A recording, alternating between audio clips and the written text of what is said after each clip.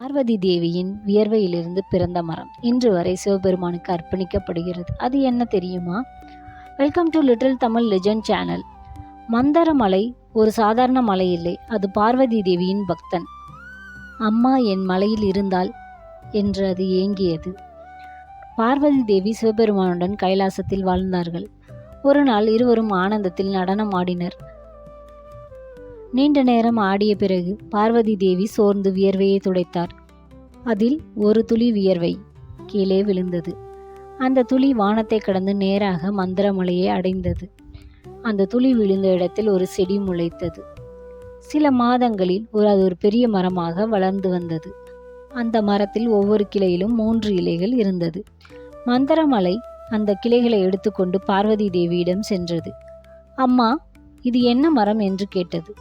பார்வதி தேவி புன்னகையுடன் சொன்னாள், இந்த இலைகள் உணர்த்துவது சிவனின் 3 கண்கள் மற்றும் பிறப்பு, வாழ்க்கை, மரணம், 3 உலகங்கள். இந்த மரம் பில்வ மரம், இந்த இலை பில்வ பத்திரம். யார் இதை சிவபெருமானுக்கு அர்ப்பணிக்கிறார்களோ அவர்களுக்கு எங்களின் பரிபூரண அருள் கிடைக்கும் என்றார். மந்திரமலை மகிழ்ச்சியில் திளைத்தது. அது தேவிக்கு முன் வணங்கியது. அதனால்தான் இன்று வரை பில்வ இலை சிவபெருமானுக்கு அர்ப்பணிக்கப்படுகிறது. பில்வ இலை வைத்தாலே போதும் என்று நினைக்கிறோம். அதை எப்படி வைப்பது என்பதுதான் ரகசியம். இலையின் மென்மையான பக்கம் கீழே இருக்க வேண்டும். காம்பு சிவலிங்கத்தை நோக்கி இருக்க வேண்டும். பிரதோஷ நேரத்தில் ஓம் நம சிவாய என்று மனதில் சொல்லி ஒரு இலை வைத்தால் கூட போதும். மனம் மெதுவாக அமைதியாகும்.